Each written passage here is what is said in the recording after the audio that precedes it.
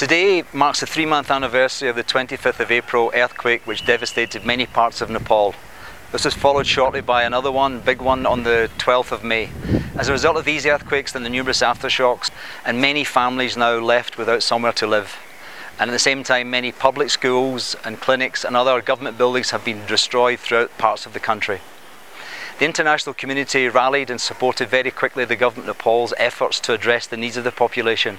We were supported in a very collegial and cooperative way by many parts of the community, the first responders, as well as at the same time the private sectors, Boy Scouts, volunteers and other organisations who all rallied together to address the needs of the many hundreds of thousands of people who require assistance.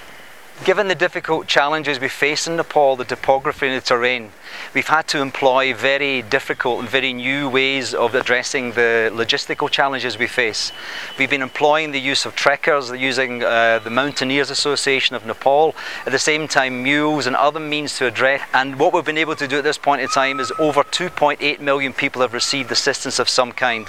This includes shelter, it includes food assistance, health, water and sanitation, psychosocial and other protection support to those communities.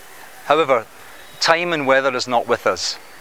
It's a very, very short opportunity for us to make sure that we get the material to those affected communities and we upgrade the temporary shelters which are there.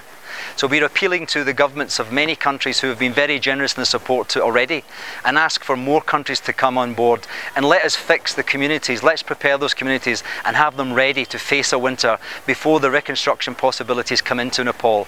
This will be some time ahead, and before the people get to the reconstruction phase, we have to make sure that they're protected against this very, very cold winter that will face the people in this country.